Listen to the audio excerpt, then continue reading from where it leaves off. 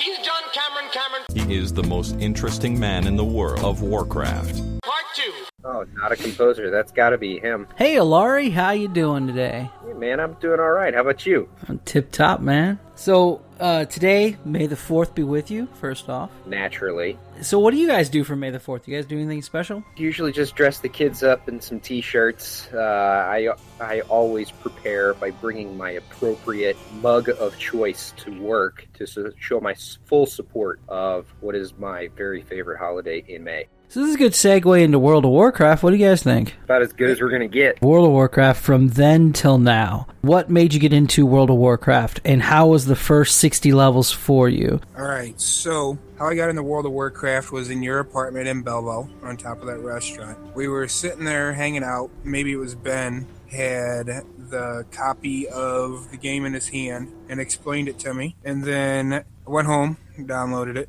We played together. Then I got excessive and played too much. Then I played way too much. Then I got very high rankings on both the PvE and PvP side. And then I played too much. Then I played way too much. And then I quit. I played MMOs before WoW.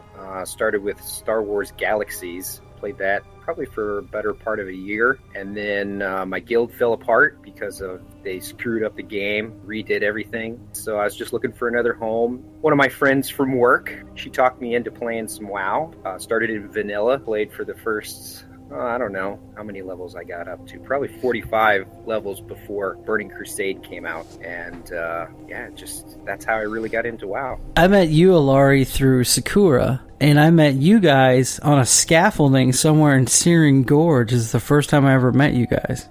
That's right. I believe you liked Slowfall over there a little bit. Yeah, man, I forgot about that. Not a composer. You were in my apartment when we all first started playing. What was the attraction? What made you guys cling to the game? Because as you said, yeah, I played too much, blah, blah, blah. We started, whatever 45-man raids and MC. Mm-hmm. I started playing, and then it was just, you got to get to end-game content. It was just all about raiding. I don't know, that made some friendships. I still have very good friendships with Mutton Chops. We still hang out probably 2 or 3 times a week, seeing each other. Like, he's here? I thought he was like in Nova Scotia or some back area climbing a mountain somewhere. No, he was supposed to be the groomsman, the usher with you at my wedding. And he went to go track grizzly bears in the Yosemite. Yeah. And he bailed, but we're still best friends today. We freaking hang out all the time. And, there's a lot of friendships that we had from even very young that went into the game, and you just lost over the game. It was kind of a whole lifestyle. That's what it really was. It was just hanging out with your friends that you didn't really have to see them, but, became such elitist that you just hung out together all the time doing everything. I remember watching you, and this was in Burning Crusade, and you're on top of Shatarath, and you're killing those ogres, and it's just you. And I'm like, I could never do that with my mage. And you're just smoking a cigarette, just kind of just casually just doing your thing. You made WoW look very peaceful. Oh, that shaman, she was in a league of her own, man. I never really wanted to even start playing WoW back in vanilla because it always just seemed like a cartoony, cheesy game, and it just was the popular thing to do. But then, of course, Sakura talked me into playing it. Right away, I could tell that the game was different than any other MMO that I had played before. And so what I really enjoyed about it was just how big and vast the world of Azeroth is and was at the time. Obviously, it's much bigger nowadays. From there, it was just the same thing that Bunder was talking about, just being able to talk to friends without actually having to sit face-to-face with them. I was kind of a noob to the MMO world, even though I played some before. I was just not as intense, hardcore as a lot of other gamers were. I'm a very casual player, always have been, and just really enjoyed making some friends, and obviously new friends, meaning you, Paulie. So, yeah. Yeah, thanks. I'm kind of a mix between both of you guys. The world was huge, and I love that. There was no boundaries. It's the first video game I ever played that didn't have walls to stop me, except for the ocean, but... they did a good job to where you're like, you can still go across it, you'll probably die. like what Not a Composer was saying was, the social side of it. You get to hang out with your friends, you do whatever. Me and Laurie, we would join up every once in a while, and Laurie was really so casual, it was cool. Hey man, can I go kill this guy with you? Yeah, sure, come on. And then he'd get done killing it and be like, well, I got some other shit to do. Do you mind if I bug out? You take it easy, buddy. I mean, that's how you were. I remember we were running Shattered Halls. This is when you were a headhunter. And you guys are just plowing through this thing. And I remember tagging along with you guys, and I felt like that little kid brother trying to catch up. You guys are just like joking around on TeamSpeak, or no, it was Vent at the time. Everybody was on Vent. And you guys are going down the little hill, killing everything really fast. And I'm like, hey, don't forget about me. Hey, I'm over here. Yeah, good times. And you guys were big on the whole... because we all worked at one place together, and when we were there, I'm all like wanting to be like hanging out with you guys, and you guys are all talking strategies and raids and shit, and I'm not even in a raid group with you. You have no desire to take a mage with you. You guys already have your ragtag team that's gonna go in there and fuck something up, and I'm like, hey, pick me. But it was fun as hell to watch you guys work. And it was fun as hell to hang out with you guys. It was fun as hell to be like, I know him, man. And when I did get into Headhunters, that was when you guys were leaving Headhunters, but you left such a reputation behind you that's what kind of like let me to get in there. So the funny thing about Headhunters is, obviously, we're all from the United States, and we all speak English. The Headhunters was, from Quebec? French guild. So we would run with these guys, and we just demanded the most utter respect from them because of, what Hero would do. I would sit there and dance and throw snowballs at people and still top the charts off of everybody. And so they would sit there and just communicate with each other in French. But the key is that we were all friends in real life. So when we had these strategies, I would sit there at night and I would read and, figure out what's going on. And so while they were talking in French, we would jump in our own little channel and be like, okay, here's what we need to do. And I would pinpoint, hey, you, player A, you're going to do this, player B, do this and do this. And we just did our job. And but then that's also whenever I was in that whole PvP and doing the arenas with them, and that's a whole nother story, and that's just too funny. Wow. Yeah, I couldn't do PvP arenas.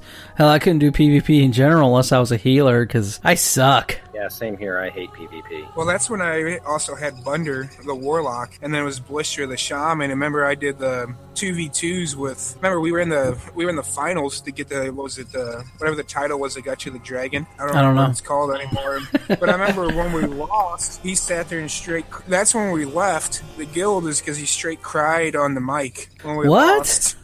Wow. Yeah, and so that's why we left, because I started making fun of him. Wow. And I started making fun of him. It was like, dude, we're playing a video game. And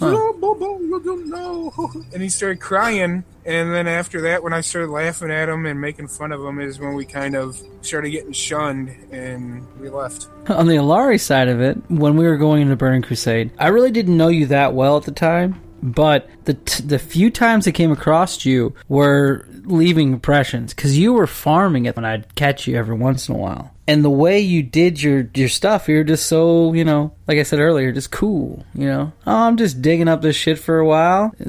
And you made farming fun for me. So thank you for that. No problem, man. What I discovered in Burning Crusade, because I love the Draenei, I slowly started developing an alt addiction, because I, of course, started off playing a priest. They were my first true love, I guess I should say. And then from there, it just morphed to paladin. And I wanted to try a shaman. And of course, you just start getting all these alts, and you're like, ooh, I want to start collecting stuff to build bags for everybody. So I got to go out and get, the primal nethers. So I just had to do all this stuff, and it just kept me busy, to the fact that, I was just like, oh, I need to get all these things in order to help out my other tunes. And that's how I developed my alt addiction, was during Burning Crusade, for sure. I love the Draenei starter areas. Did you guys? Oh man, the music was so peaceful, put you to sleep, and just very relaxing. It was very blue and pretty. Good explanation, right? Yeah. In the first 60 levels, it's exploratory. You're getting to know it. It's new. It's fun.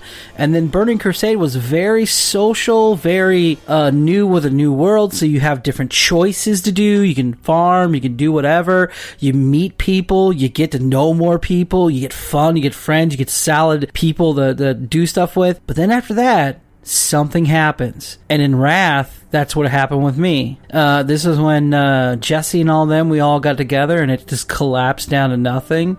And then we reformed and built this other guild. Then we did Naxxramas. And me and Aliari were... Because you were one of the healers with me, weren't you? Yeah, you, me, and Drakel. Yep. And that was so fun. The Grobulus fight, we did a LAN party over at Lightstone's house. And I watched myself on a big screen TV healing like a mother. It was awesome.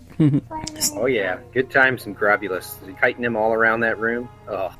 That's my memory of you, by the way. Yeah. And I'm just like, these fucking stupid sons of bitches. Ah! And then pull you guys down the rooms. We're like, oh, the fuck are we supposed to do this with them? Remember that? Oh yeah.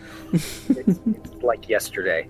I still think Jesse hates me over this, Bunder. I mean, is that true? Look, so to tell you the truth, like I said, there was friendships that were broken up over that, and me and Jesse do not talk to this day. And I think it really has to do with that game because he would always want to run with me because of all the high-end stuff I was doing, and he just never comprehended that he wasn't able to. Like, we spent a lot of time together going through EMT school, fire academy, we're firefighters together. When we see each other today, we just don't even talk. That's what I'm saying. That game made and broke friendships. Like, it was nothing.